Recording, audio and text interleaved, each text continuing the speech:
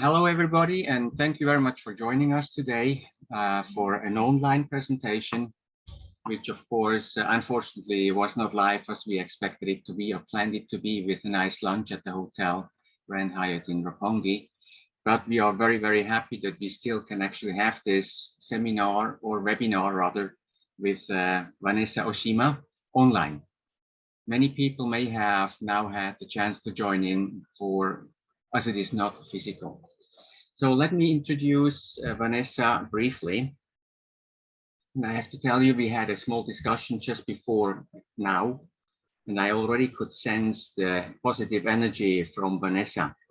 Maybe one of those reasons is also that she was born and grew up in a very, very beautiful place called Mata Mata in New Zealand on the Northern Island. I actually passed myself through that area a long time ago and went to the Coromandel Peninsula and then down south. And it is beautiful, lots of positive, peaceful energy. Actually, Vanessa is also here with the support from the Rotary Club in Mata Mata. And I'm very happy that she was able to make the jump to Japan through the Rotary Club, because I'm a Rotarian here in Tokyo myself. It is said that Vanessa has a strong passion for the end-to-end process of research, innovation, and entrepreneurial thinking. She has worked through all these processes when involved with many successful launches in Japan, for example, with Coca-Cola, Starbucks, and Nike, just to name a few. She is also the founder of Heart Data Incorporated, a marketing strategy company that, as she puts it, places the consumer at the heart of the data. She creates strategies that resonate with the customer emotionally and also fulfills its functional purpose. I'm pretty sure that Vanessa will also talk a little bit about running, very persistent running, the what for and the benefits by doing that. Not at all a side note, I also want to mention that in 2018, Vanessa was also the co-winner of the Escomar research paper for the year of her writing on Brand Ikigai, where she elaborates on the way she defines brand building. I'm sure you also want to hear much more about this. So I would like to give the word to Vanessa. Vanessa, please take over. Thank you. Hello, everybody. Now I'm hoping you can see me a little. I can see Andre, so I assume that he can see me. So thank you, first of all, for giving me the opportunity to talk with you a little bit about what we're talking about is Ikigai and branding and purpose. So I want to take you through just a few things. And as you're going, you might have some questions, so please put them into the chat and I'll do my best to be able to answer. So you see on the slide there, it says every damn day. And Andre basically alluded to this, which is this is about me running every day. And actually on September 11th, in 2012, I started running and making a promise to a friend that I would run every day until she was cured from cancer.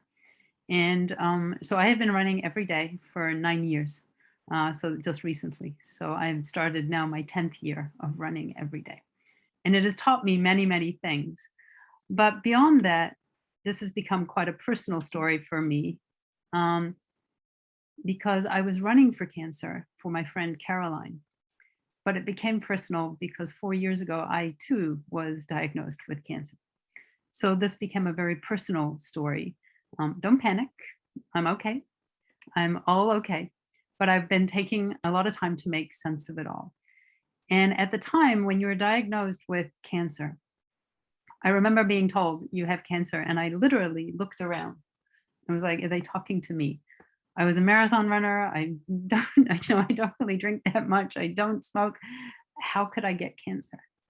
And it really started to crush me. And I started to get lost. And my doctor talked to me that we got it early, you've had the surgery, you've gone through all the treatment, everything's doing really well. So we're on top of this disease.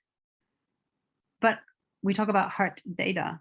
All the data was saying I was doing okay when I got the tests, but I was still crying a lot and I still had really lost that smile and that positivity. And my doctor started to talk to me about the word in English, disease, which of course is sickness, but it's also dis-ease, the idea that you're not comfortable. And I started to learn a little bit about what's called narrative medicine, which is knowing your story and your context and what's causing you to be uneasy. So this is where the journey started to be able to think about my disease. The doctor also said to me, but Vanessa, this is what you do. You fix brands. You've worked for Coca-Cola, you've worked for Nike, you fix brands. So why don't we fix brand Vanessa? And so that's what I started to do. I started to think about a cancer narrative. And when I was diagnosed and what I was thinking, and I started to write the story down and why, where, and how I was starting to lose my positive energy, what was causing things. So I really started to dig down and dig deep into this cancer narrative for myself and to be able to start to understand things. And what I decided to do after that was that I was going to make a decision. I was no longer going to fight cancer. And that seems a little strange. It's like, no, you're not fighting cancer any longer. And it was like, no, I decided that I had been running for cancer for nearly, at the time it was 6 years. And cancer had been part of my life and part of what I was doing to support people. So rather than myself fighting cancer, I decided to not fight cancer and to start live with cancer and finding my new purpose as a cancer, as a person who was living and progressing with cancer.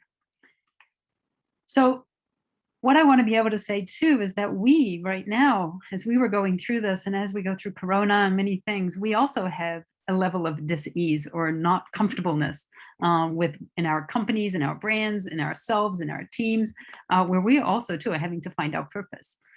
So this is really what we can look at.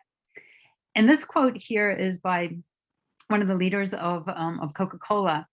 And he basically said that in today's world, every company is at risk of having a Kodak moment, watching its industry and the competitive advantages it has developed over years, even decades, vanish overnight.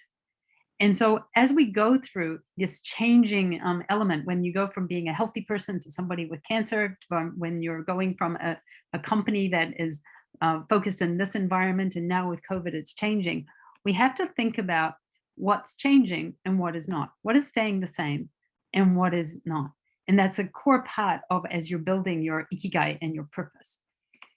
And what we've really come to understood, many of you will know these icons, I think. So, I kind of laugh that I have 20-year-old sons, or the sons are in their 20s. I don't think they've ever held a telephone receiver that looks like that, ever.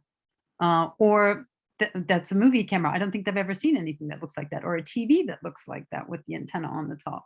And so this is not just the way things look, it's actually an absolute paradigm shift as to how we think about things. I'd love to be able to get everyone to put their hand up to sort of say, how often do we actually use our phone to make a phone call nowadays? It's more text messages and searching and things, but our phone is no longer something we use to make an actual physical phone call. And so it's actually a different way of thinking. And so being able to say, I want to be like this. And this was something that I did when I had cancer, which was, I want to be like before. I want to be like before. And my doctor just kept saying to me, no, you're going to have to go thinking about what's going forward as opposed to going backwards. And that's really true of many of our organizations and our companies and our brands as we go through these paradigm shifts that are being accelerated, in particular, as we go through COVID and Corona as well. So the question then becomes, how do I make sure I'm not not a Kodak? How do I make sure that I get the secret to longevity? And as many of you know, Japan's really famous for having, this longevity story of our population here in Japan. And not only do Japan's people live longer and become like something that people are looking at and researching, we also are the home of one of the most 100-year-old brands, so actual brand longevity. And one of those brands right there in the middle there is Fujifilm, which is almost 100 years old, but Fujifilm's going to make it to 100 and Kodak it didn't. And so looking at all of that about brand longevity, what was it? And so brand Ikigai, or Ikigai, is a concept that many of you may have heard, and you've seen some books. And so there's this concept of Ikigai being at the center of longevity as to why Japan's population lives a long time. But also too, as I was fixing brand Vanessa, I started to think about Ikigai as some of the reasons behind Japan's brand longevities as well. So what is Ikigai? So some of you may have already come across it, but it's really quite simple. It's 4 questions: what you love, going from the top there, what you love, what the world needs, what you can get paid for, and what you're good at. So really simple, 4 questions. And so it's like, okay, 4 questions, answer 4 questions. What's my passion? What am I good at? What does the world need? And what can I get paid for? And if I get all these 4 questions, I have Ikigai, I have longevity. Easy. Not so easy. Someone says to you, what kind of music do you like? It's like, oh, it depends on my mood.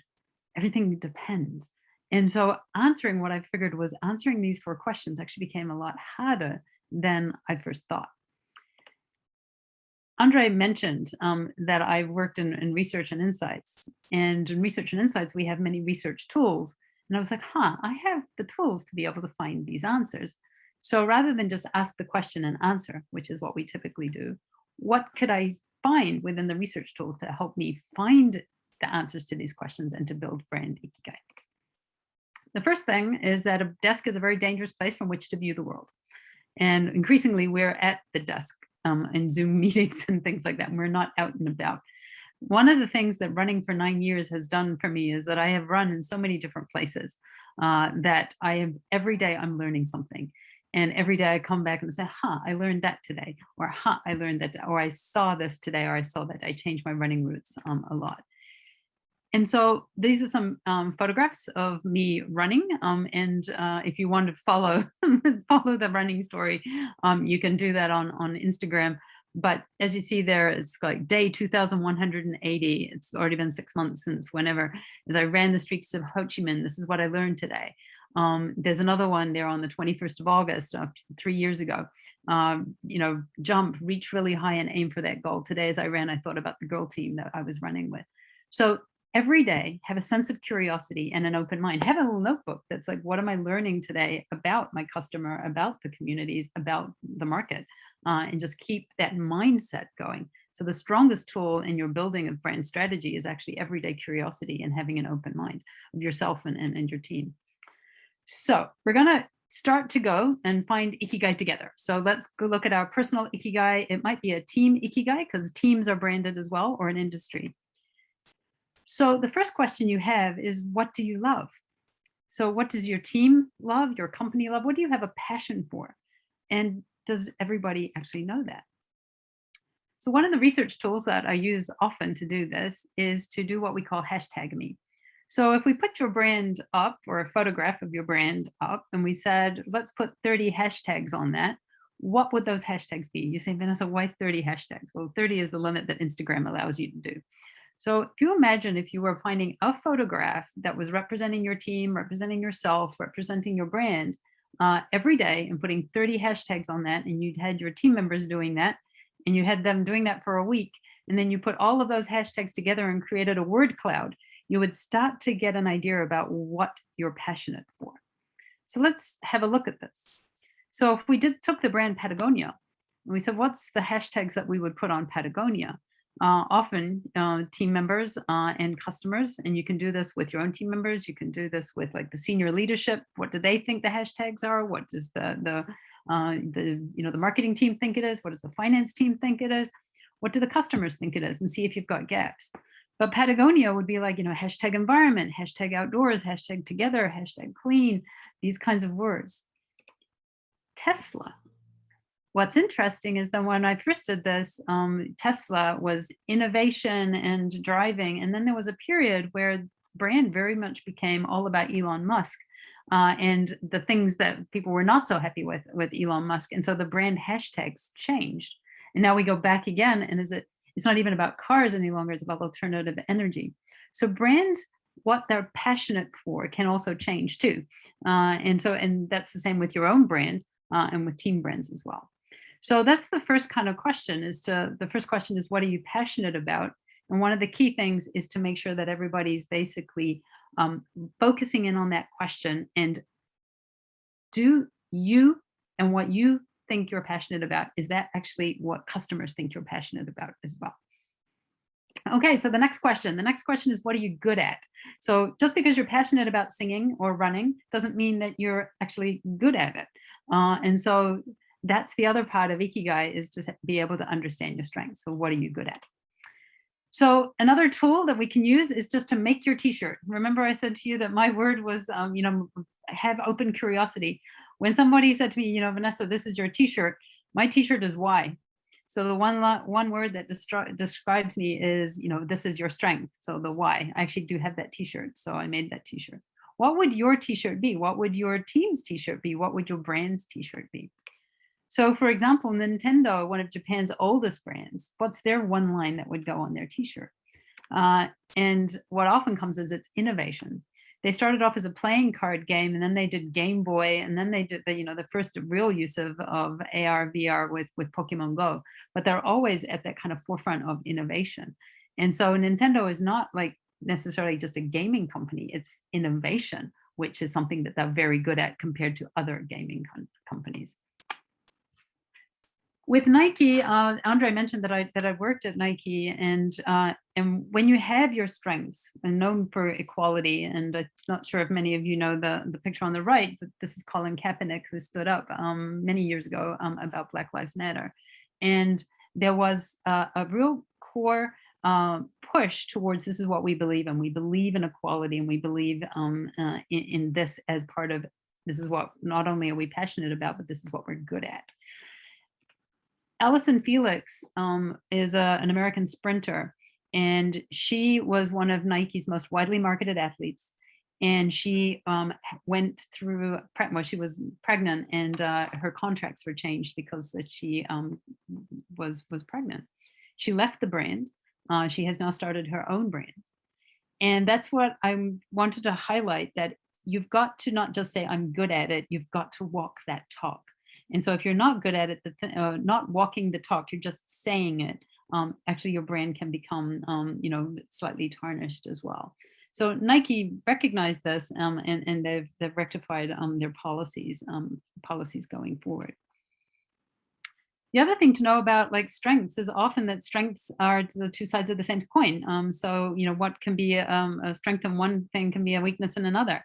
And Steve Jobs highlighted that as well in that quote.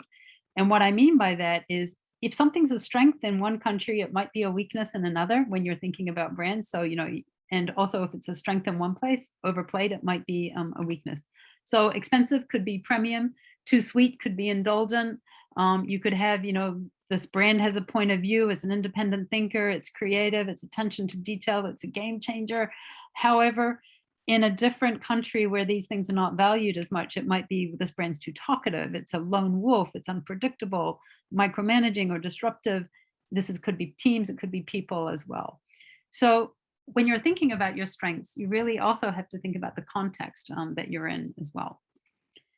So how do I find my strengths? And so this is very similar to finding your passions, but one of the things you can do is get your teams to say, what is our brand strong at? And you can create what we call, character strength bingo, and see just how many people are writing all the same words and getting bingo.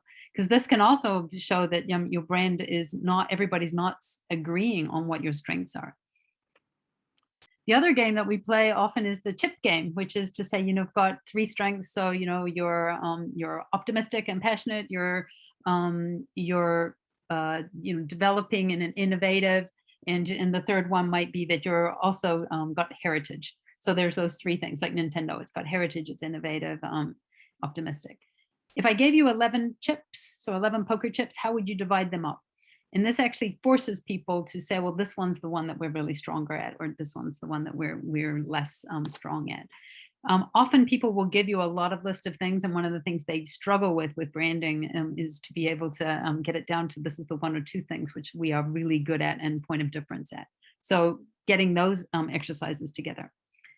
The other one is the gatekeeper. So you get everybody to write things down, and you could even do this with projects, but when this is the strengths, these are the things I think my brand is all about. And then we say, okay, you cannot pass this line until you give up 30% of those. And so people will give up 30%.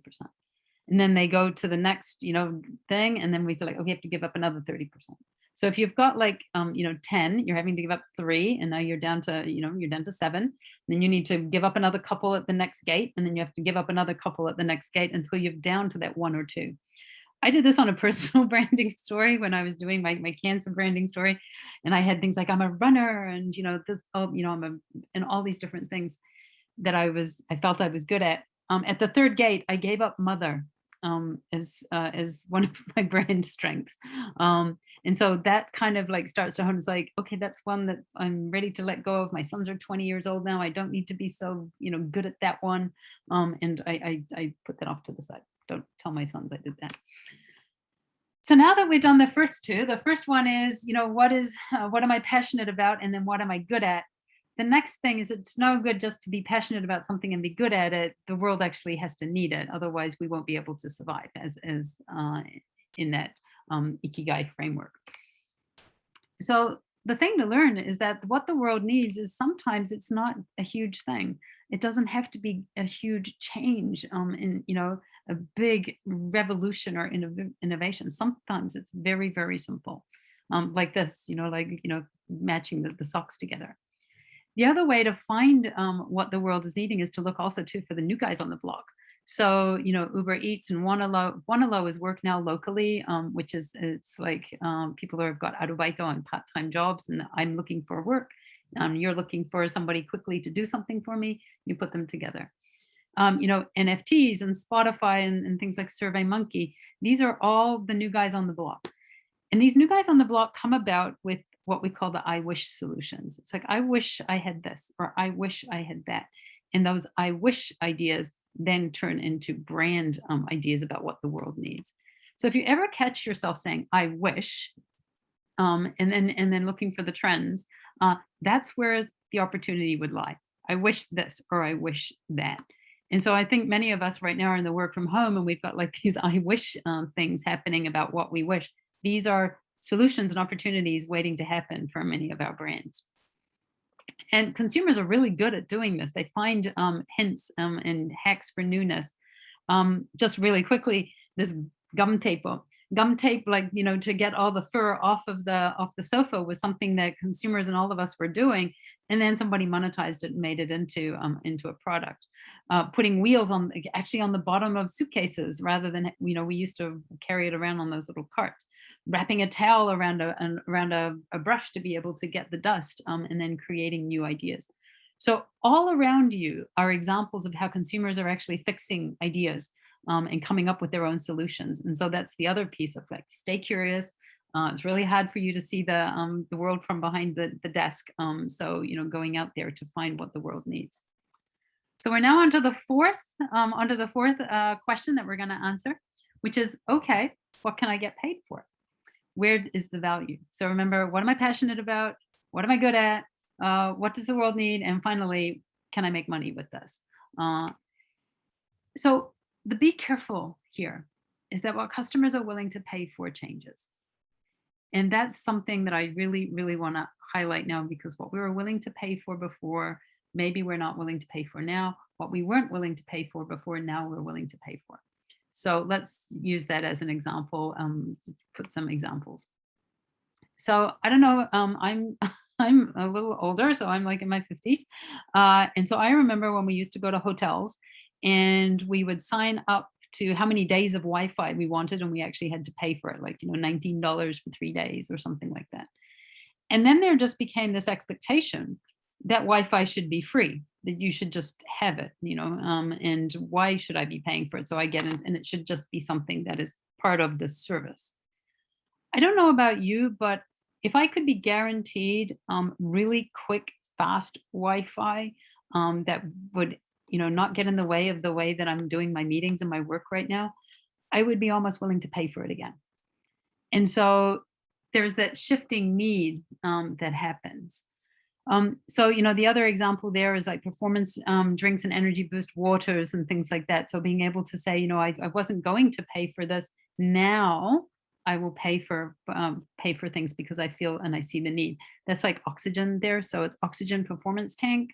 And so what's worthy of payment? I don't know if any of you have climbed Mount Fuji, but Mount Fuji, they sell oxygen, and you're like, I usually wouldn't buy that, but at this situation, I would. So one way to also think about worth is often we sort of, well, how much would people pay for that? And people don't know how to answer. And so this is a simple model that's used in research, which is called the Van Westendorp price sensitivity. But rather than asking people, what would you pay for something? You ask them 4 simple questions. So you say, for this, what would be the price where you're saying that's too much, it's too expensive, and I need to get away from this. I'm dropping out. Versus it's expensive, but I would maybe pay for it. Versus, oh, this is a bargain, or this is too cheap and I'm actually questioning the quality. So if we do those 4 questions, if you think about a shoe and you say, well, for the shoe, what would be too much? It's like, I'm paying more than $300 for a shoe. I just can't do that. Expensive, but I would still probably pay for it because I'm running every day, and I want to take care of my feet. So 200 would be okay for me. A bargain would be less than 100, and too cheap would be like $50 or less would be, I don't think the quality is that good. So this actually starts to bring for us our pricing ranges. So this is the tolerance range between bargain and expensive. When you're going too cheap, you can put things into promotion, but don't go down below that particular too cheap line because then that will challenge your quality perception. And then the too much is like, if you want to go between expensive to too much and between that area, that's the value stretch. You need to add benefits and value to be able to get that benefit price right. So this is to highlight for you how we're talking about what will people pay for something is what people were willing to pay for something before. Maybe they're not willing to pay now. What they and where the tolerance range is, it's not really simple. And so we need to be able to understand that when we're building our brand Ikigai. So that are the 4 really simple steps. I know I went pretty quickly, but you're basically saying, what do I love? What's my passion? What does the world need? What can you get paid for? And what are you good at? When you put all these 4 things together, you get that Ikigai, that longevity of your brand. You're going to not be a Kodak and you're going to be able to keep going with it.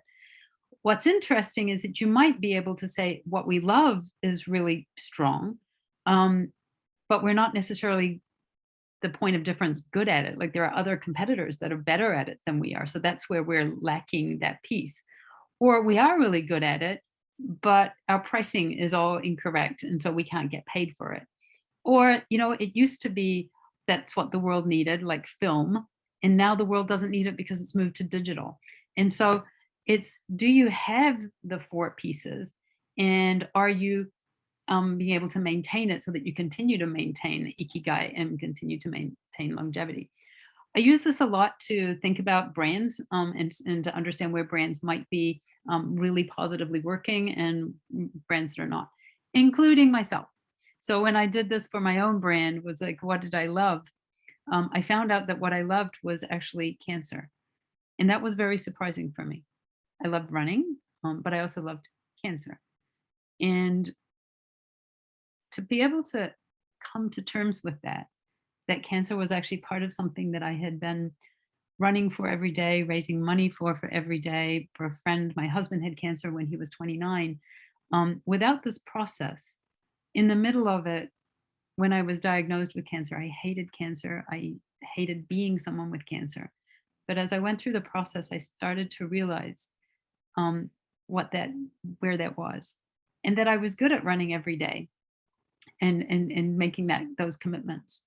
I don't get paid for it, so I don't know if it's a longevity thing. I don't know, but and the world, what does the world need?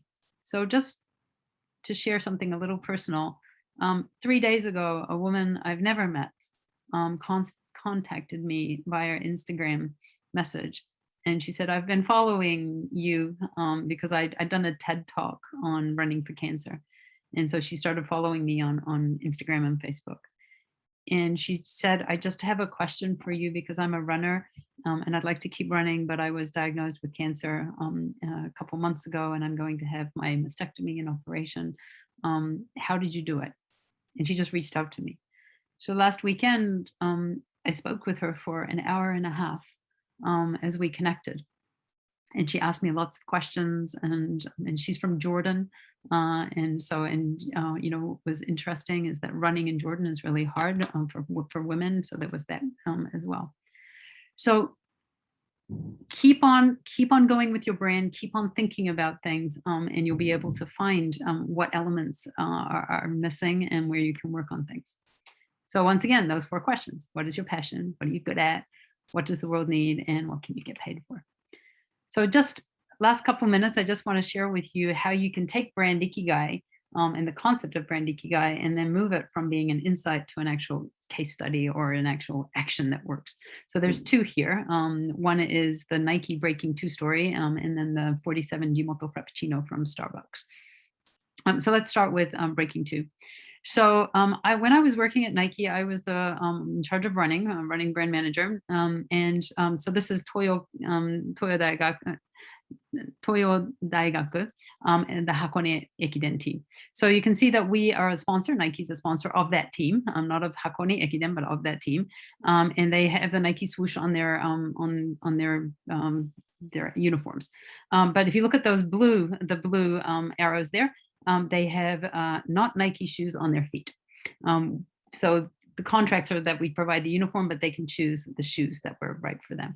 So the challenge that we were facing was that we were not the shoe of choice for performance runners. And this was not just in Japan, this was all across the world.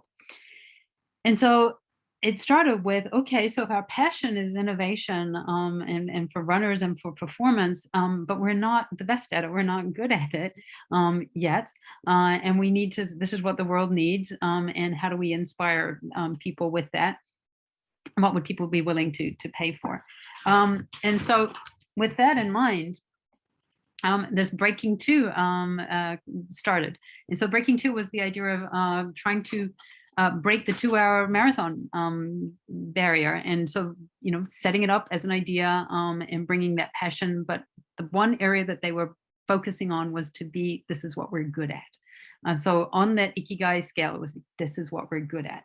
And so they found the runners and off they went to do it. You know, it was building understanding and credibility very quickly by setting up that goal of, you know, here's the 2 hours, let's go after it. The first time they did it, Kipchoge, who's there, he won the Tokyo Marathon just recently. He ran it in 2 hours and 24 seconds. So he missed it by 24 seconds. The second time they did it, he actually broke the 2-hour barrier. So that's where I said, so looking at that Brand Ikigai, and then it basically all translated into Nike running shoes, building incredible credibility, performance, and now they're actually the shoe of choice for the Hakone Ekiden runners. So the last example I want to give, and then I'll hand it over for time for question time, is thinking about trying to create promotions for your brand that inspire and connect to bigger messages, because they will build your Ikigai. So not just selling a Frappuccino or just selling an idea or a product, but to wrap it in with the messages. So Starbucks' mission is to inspire and nurture the human spirit, one person, one cup, in one neighborhood at a time. At the time of our 25th anniversary, which is this year, we wanted to really show that we are connecting one neighborhood at a time, that this is our passion. And we wanted to build you know, a campaign that would actually highlight and show this. So we created excitement for the brand, not just the product, by creating the 47 Frappuccinos that were across all of Japan. And this basically engaged so many people into our passion that we are not this big chain store, but we're really passionate about the neighborhoods and the neighborhoods that we operate and work in. And this is authentic, and it's real, and it's true, and the baristas help design everything. And so this is the idea of when you're building your brand Ikigai, to be able to make sure that the marketing and the things that you're doing that walk the talk is also building part of those 4 questions, the answers to those 4 questions as well. So that's pretty much what I wanted to talk about. So putting, you know, heart at the middle of data, and then we go from there to be able to create Ikigai. So thinking to yourself, what is your Ikigai? What is your team's Ikigai? What is your brand's Ikigai? So there I'd like to end. I will stop sharing. And I know I went a little over time, so I apologize. Thank you very much, Vanessa. This is Luca, and I will be leading the Q&A. We already have some nice questions incoming. So for this, I just would like to send a reminder to the other people. Please send your questions to Jim. He's the host. So you can send the questions to Jim in the chat and he will forward it. So let me open the questions. Thank you, Luca. Thank you very much. So first of all, yes, thank you very much for this inspiring speech. I think when we hear brands, we often think about super brands, but you really, really nicely showed how it can be as well applied to smaller brands and even your personal goals and your personal life. So that was really inspiring for me. So we have many questions. It's hard to start, so I go with this one. It's specifically about Japan. What are some of the general differences you have noticed with branding in Japan and overseas?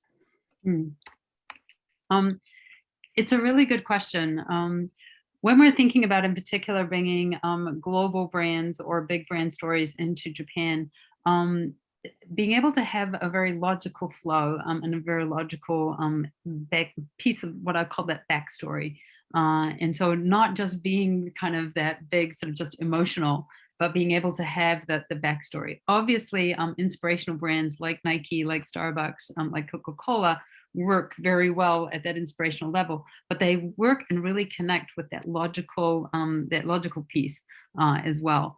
And so I think that that's really important. I think the other thing too is, often we will hear, Japan is different, and yes, Japan is different, but also Japan is the same. And so there are things like, runners' needs are similar across, and everybody's wanting to go faster or time and things like that. And so one of the things I would also challenge is that when I'm working with brands or when we've done things, to also find what is similar versus what is different as well. I think that Japan as well, the trade, like getting into how you're delivering to consumers and your touch point to consumers is very important, and being able to understand that. So that's where the idea of the Jimoto and working with the neighborhoods and the connected communities is also really important. Thank you very much.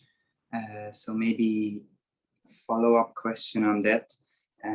How often can you change the brand hashtags? And in successful brands that you saw, do you feel like the hashtags are more decided by the top management, or is it something that can be as well coming from the employees? So I love this question. I would love, yes, clap. So first of all, yes, brand hashtags coming directly from the top management and saying, we are this, boom, versus co-creating something, everybody thinking together as to what we are and co-living it. Co-living it actually is able to be more easily delivered across. And so co-designing, co-living it, I think is really important. The first part of that question, how often can you change hashtags? If you can hold hashtags, and this is part of your your DNA that you're holding, obviously that becomes a very strong connection, and you become known for it. The way Nintendo has become known for innovation, it doesn't mean that they're innovating the same way all the time. And so it's like that they go into AR or VR versus they were doing handheld Game Boys and things like that. So changing hashtags often is I'd say be careful with it, because then your brand is like, oh, what are they doing this week? It's like, finding something which goes in amongst it all. So with Tesla, basically sort of saying, it's all, alternative energy, but making sure that that's coming through.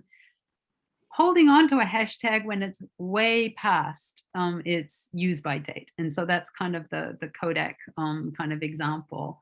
I remember talking to someone about this. They said, I don't know if many people remember, but we used to say it's a Kodak moment. And so actually Kodak was about memories. It wasn't about film. It was about memories. They were in the memories business, not the film business. But thinking that their hashtag was film, or their hashtag was photography, and they kept gripping and gripping and gripping, that's where they lose their Ikigai, because that's no longer what the world needs. So changing your hashtags too often, dangerous, because it gets confusing. Changing them not enough to reflect what the world needs and where the world is shifting, also dangerous. I don't know if that helped. Maybe we will have some follow-up question. Let's see. So, A very short question from a person, and that's, how do you find your passion? How do you find your passion? You know, often I think your passion finds you. So if you're trying to find your own, so let's do a personal passion. You know, I said the hashtag me thing. So this is what I did. And this was under the instruct of my doctor, because I was very sad at the time. And she said, go through your photographs on your iPhone and find the photographs where you're happy. Just find the photographs where you're happy. Just find all the ones where you're happy, where you're smiling, and it's not fake smile for the selfie, it's real smile. And then put the hashtags on those. So, and then I started to realize, and that's when I realized that there was a lot of photos where I was super happy because I was raising money for cancer and things like that. And that's where the hashtag became cancer. Da, da, da. So often what you're passionate about and what you love is what makes you happy. So go find those photographs that make you happy. Think about when you're working at work on things and, you know, this is, you know, I really enjoy working on this, not on that. You know, those are the ways that you find your passion. And it doesn't have to be big, it can be small. So we have some questions about the differences between Japan, so about localizing. So as well in this direction goes the next question, which is you mentioned that perceptions can be very different depending on the market. What is too expensive in one market is perceived premium in another market. Do you see a globalization trend there? Are the tendencies flattening out in a digital area? You know what, I think that's a really good question, and my short answer to that would be yes. So just recently Starbucks launched pumpkin spice latte in Japan, and you know, it's the first time coming back to Japan after 15 years, because we launched it 15 years ago. However, the buzz and the understanding of what is pumpkin spice latte amongst Generation Z, who knew it because they saw it on Starbucks USA and Starbucks UK and things like that, was basically creating already a level of expectation. And so, as you said, that globalization and that idea of like information is now very democratized, and they can get information, those touch points. So when you're mapping out your brand journey and saying where and how are consumers getting information about something, be really aware that they are getting information from outside. And it's not just, for example, information like on SNS or Instagram, it's like news, like you're in the news on a topic, you know, overseas. So for example, Patagonia, I'll use Patagonia as an example because it does some really interesting things. Patagonia on Black Friday in Japan, in the USA, where the big sales happen, they did a campaign which is like, do not buy this jacket. Or like, don't buy things on sale and special just because it's Black Friday. Buy it if you need it, but don't buy it, you know. And so they were basically trying to say it's not about consumerism and just have more and more. It's about, you know, this campaign wasn't run in Japan because they don't have Black Friday in Japan, but people knew about it and they started to think about it and they start to talk about it, and it builds on the brand, the equity itself. So that localization piece, the source of information that is coming in is much more democratized. Previously, websites were not being translated, and now you have Google Translate that can actually translate websites and things like that. You can get captions on things now. So information that was not so easily accessible for Japanese people who maybe don't speak English as well is becoming more and more accessible. And so that's what's creating a convergence of expectation.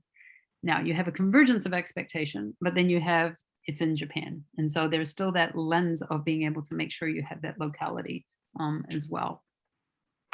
That's very interesting. So maybe I had a personal question. So you really think it's kind of a two-tier system? You have the global communication, which obviously influences the local market, but then you can still go very local, like yes, as the example you had with Starbucks, where you really push that to the local level, right? Yes, yes, yes.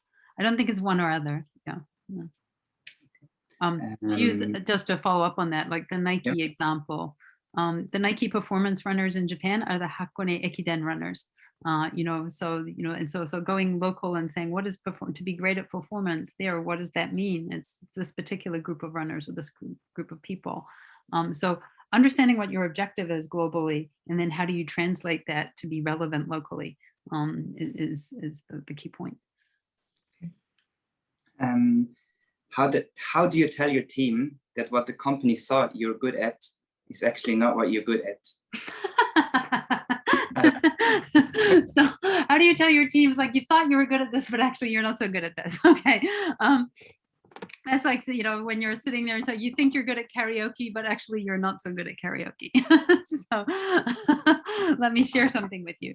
I think that that's where, you know, you use, again, research data that actually helps you to understand that. Some of the tools that we use with research and data is very cold, but having these, you know, having consumers talk to you, having even, for example, you know, I've done exercises where I said, well, on a scale of 0 to 10, how would you score us on leadership in XYZ? So let's talk about, you know, on a scale of 0 to 10, how would you rate us on we're the best latte? And the people who are in headquarters are scoring one way, and the people who are the baristas are scoring another way. And so there's not even agreement within the organization about this is what we're good at. So often being able to show that there is actually gaps like that raises up, let's have a conversation. So what does it mean to be good at something? So what is, you know, you say, oh, you thought you were good at this. It's like, well, help me understand why you think we're good at it. And the consumer obviously thinks we're not good at it. So why do they think we're not good at it? Why do we think we're good at it? And then you start to be able to have that conversation. Now, it might be that the consumer doesn't even know part of your backstory. You know, we could say we're the best latte in the world because of this stuff that's going on in behind, and nobody knows. Yeah. Thank you. So again, a little bit towards branding. We have one question regarding startups. How is Ikigai working for startups, where the brand is still at an early stage of being built? Yeah. So really good question. And I see there's another one actually in the direct chat to everyone as well. So I'll look at that one too. But for startups, so you talk about the four questions. Often with startups, the one that they really need to focus on is what does the world need? So what's the gap that you're filling with startups? And often it's like, that's what the world needs. That's the I wish solutions, the Ubers and the Wannalos and the thing, and Survey Monkey, which happened. I wish I could just write a survey really quickly without having to hire a big research agency. So startups often get that first, you have to get that first one really tight because that's the reason for you existing. Then you move to the next one. It's like, what are we good at? So how are we better than all the other people that might be looking at this? And then you go, and so this is why we're passionate. Often startups will be, I'm really passionate about this. I really care about, you know, XYZ, but there's no need for it. And so, you know, it doesn't actually grip. So in the Brand Ikigai steps, I would do the first one, which is what does the world need? And looking really deeply into that. And then how can we be the best at it, good at it? So that's that step. Okay. So from startups, we have a question for non-consumer brands. So what would you change? What would you change in your approach about Ikigai and branding when it comes to non-consumer brands, as for example, industrial brands, yeah, where brands are seemingly harder to bring to life, at least in the mind of the target audiences? Yeah. Would the approach and its tools have to be necessarily more complex? Yeah. So short answer to that is no. And the reason I say no is yes, consumer brands, you know, like the Nike stories and the you know, the consumer brands that I have worked with, they seem a little easier to be able to have all these stories. However, industrial brands, whether they're B2B brands, there's still that same thing.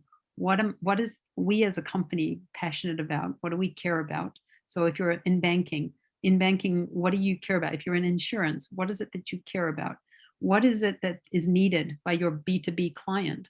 And what is it that you're good at better than everybody else? And then, you know, what would be the price on that service? So the steps themselves actually go across any kind of industry. What's also interesting is you can do it actually with industries. Like, what is the fashion industry passionate about right now? So, because some industries get themselves in trouble. So like the finance industry might get itself in trouble when it went through Lehman shock. And it's like, what does the finance industry itself care about? What is it that they're better at than other industries? What is it that the world needs from the finance industry? And what would people be willing to pay for? I have a little passion project going on in my head right now, which is the brand Ikigai of the Olympics, which is, so the question was, what is the Olympics passionate about? The IOC, the athletes that actually go, what is and what does the world need? Why does the world need the Olympics or not? And what are they better at than, say, the World Cup of Soccer or, or any other entertainment event that people would pay money for? And so sometimes when you see a brand that is like a non-consumer brand or like an idea like the Olympics, this small framework can actually take you through really easily to sort of understand what it means to build a brand for something which is typically not brandy, like Coca-Cola or something like that. Okay, very interesting.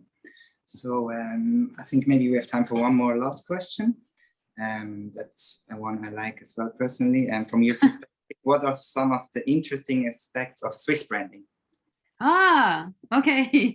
So, I would love to, the person who asked that, I would basically love to do that as an exercise with you guys. Maybe we do that as an interactive thing next time, which is we basically say, so what is Swiss brand? What is, Swiss passionate about? So for Swiss branding, for me, when I think about what is Swiss companies or Swiss branding passionate about, I see attention to detail, concise, trusted. So those are sort of like, if I was putting hashtags, these are the kind of things that I would be putting there.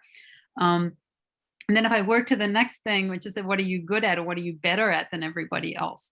And so, that idea of like trusted and security and authentic, those elements, I think are very key to Swiss brands. What does the world need? Well, to be trusted right now in a world of NFTs, and I'm not quite sure what's happening and things like that. Is this real? Is this not real? Being a brand that is known for high quality trust, like trust and authenticity, I think is really quite special. But that's in my mind at the moment. Quick answer. Thank you. I think most of the points you mentioned can be as well applied to Japanese branding. Yes, which would suggest that they're also coming. Although, interestingly, in Japan, I often think of Japan as this interesting mix between innovation and tradition, and so I would do that. And I don't have that. I don't quite have that for Switzerland. I would be more like Swiss brands are more stronger in that kind of traditionalness and authenticity and story, and less innovation in my mind. So that's, for me, that may be my consumer thing. I would agree on that. Thank you very much. So we're moving on to the closing words. I think I will hand over once more to Andre Zimmermann. Vanessa, thank you very much. It was definitely very interesting. A lot of food for thought. Also, for example, talking about maybe potential which actually failed, like in Japan, the inventor of the handy phone. And now it's basically iPhones, Korean and Chinese products and not Japanese ones anymore.